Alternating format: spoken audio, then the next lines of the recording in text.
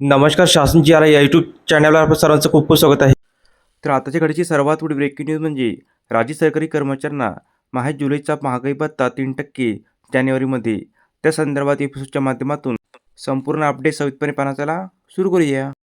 राज्यातील सरकारी कर्मचारी तसेच पेन्शनधारकांसाठी आताची मोठी महत्त्वपूर्ण अपडेट समोर येत आहे. सविस्तर माहिती पुढीलप्रमाणे पाहूया. निवृत्तीची वय वाढीबाबत पुनर्विचार. मीडिया रिपोर्टच्या प्राप्त माहितीनुसार केंद्रीय कर्मचाऱ्याचे निवृत्तीचे वय 60 वर्षावरून 62 वर्ष करण्याचा प्रस्ताव विचाराधीन आहे. सदर प्रस्तावाला मंजुरी मिळाल्यानंतर महाराष्ट्रातील राज्यातील सरकारी कर्मचाऱ्यांचे निवृत्तीचे वय हे 58 वर्षावरून निदान 2 वर्ष वाढवून 60 वर्ष करण्याचा पुनर्विचार राज्य सरकारमार्फत करण्यात येईल. महागाई भत्ता वाढ डिसेंबर अखेर. राज्यात सध्या शहरी स्थानिक स्वराज्य संस्था, नगरपालिका, नगरपरिषदा यांच्या निवडणुकांचे कामकाज सुरू आहे. यामुळे राज्यातील कर्मचाऱ्यांना दरवर्षी जुलैची महागाई भत्ता वाढीस विलंब होत आहे. निवडणूक कामकाज पुढील आठवड्यापर्यंत पूर्ण होईल. डिसेंबर अखेर डीए वाढीबाबतचा अधिकृत निर्णय होण्याची शक्यता आहे.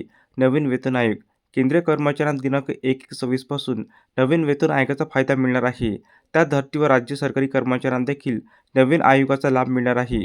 परंतु याकरिता राज्य कर्मचाऱ्यांना जवळपास सन 2029 पर्यंत वाट पाहावी लागेल. सेवा पुस्तक ऑनलाईन.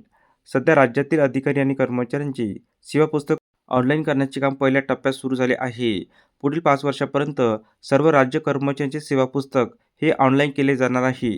धन्यवाद.